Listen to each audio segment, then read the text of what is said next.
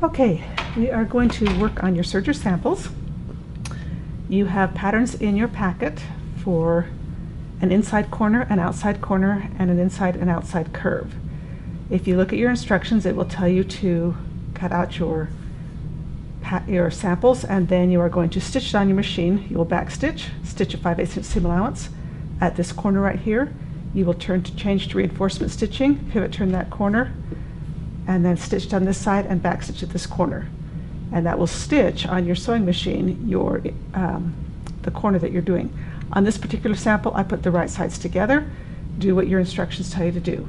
When you come to the serger, what we want you to do is serge this as if it were similar to the crotch in your pajama pants. You are going to serge both together instead of pressing the seam open and serging the seam separately. And we are going to serge off 1/4 of an inch so that we are left with 3/8 of an inch seam allowance. And so you'll see that I've taken a pencil and I've drawn that 1/4 of an inch so that I can serge off and line that up with the cutting blade and serge off that 1/4 of an inch. What I want to do with this first sample though is also look and now pay attention to where my stitching line is going underneath the foot so that I don't have to draw that 1/4 of an inch on the rest of the samples. I can just watch my stitching line go under that foot. And so we are going to serge straight across here. When we get to the end, it's different than on your sewing machine in that we are not going to pivot turn. So you will just serge off the end, continuously serge, bring this around, line it up,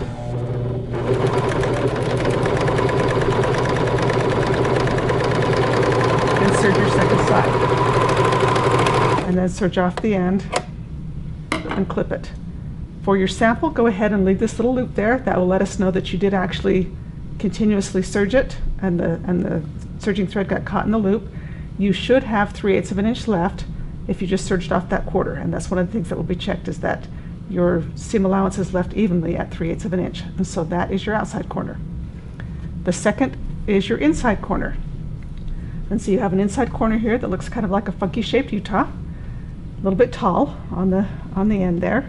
And again, if you look at your instructions, it will tell you to back stitch, sew a 5/8 inch seam, change to reinforcement stitching here at the corner, pivot turn, go back to regulation and back stitch at that end. And so now you are ready to serge it. We want to do the same thing with this sample. You want to serge off 1/4 of an inch as you are going. We have a couple of problems though that we did not face last time. Notice that here's the cutting blade on the serger, here's the needles on the serger.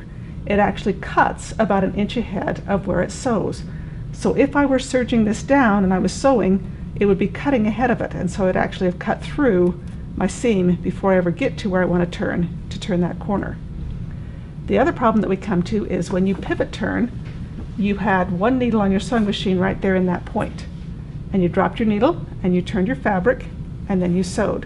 Your serger has 2 needles and you can't pivot on 2 different points. It will not allow you to turn on 2 separate points. So we have to do something that will allow us to turn this corner, not cut into our fabric, and pivot on 2 points there. Okay? And so we are going to clip into our seam allowance diagonally towards that seam. And you want to clip to about 1/8 of an inch away from that. Now notice what that does is it allows that seam to open up. Okay? And so now we are going to serge it, and we're going to serge along this edge, cutting off 1/4 of an inch. But basically it's going to allow us to serge a straight line. And so because I paid attention to where the serger, my 5/8 inch line lined up on my presser foot, I didn't have to draw the 1/4 inch line. I can just sew. I begin serging down as I head towards this corner. Notice I pull that out of the way. You do get a piece of fabric that sticks up here at the end. That's fine. We're not going to work with that. It's not going to get caught. We're just going to let that come along there. And serge straight down that edge. Serge off, clip that, and you will have a little thread of serging, little tail of serge thread in between where that clip was, but it serges it at that 3/8 of an inch from your edge there and allows that corner to stay the way that it was. And so that is how you would serge an inside corner. The last one is an inside and outside curve. So you had a little moon shape. It just tells you to stitch 5/8 of an inch from the edge on the inside curve, stitch 5/8 of an inch from the edge outside curve, So those rows of stitching will cross. Okay. This one I left the right sides out. Again, do whatever your directions tell you to do, either right sides together or right sides out. I left it so you could see the print a little bit easier. You are going to simply just again line this up, and the thing that makes the curve a little bit more challenging is, again, we tend to be looking at our stitching line going under our foot, but it's actually sewing further back here. And so you are going to, I find it easier if I put my hand on top of what I'm sewing and kind of use my hand as a pivot, if you will, pivot point, and keep curving along as I am sewing. And again, you want to trim off 1/4 inches of serge. And so you should have left a fairly even 3/8 of an inch edge along that inside edge of your curve. Okay? And then to do your outside edge, it will be easier to start it if you go ahead and just cut off that pointy tip, because the serger is going to get rid of that in just a minute anyhow. So if you just cut that edge off, it'll make it a little bit easier to start. Same thing, find your spot, your 5/8 inch stitching line where you've been paying attention to where it is on your foot, and get it started. And then the same idea, even on the inside curve, you kind of use your hands to pivot this guy around and to keep that curve going.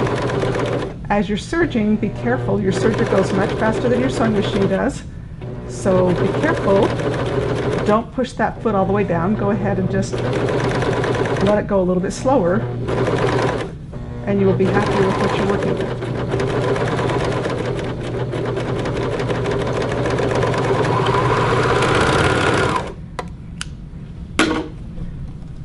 And then that serges your outside curve. And again, you want to have a fairly even distance along that curve, along that outside edge there.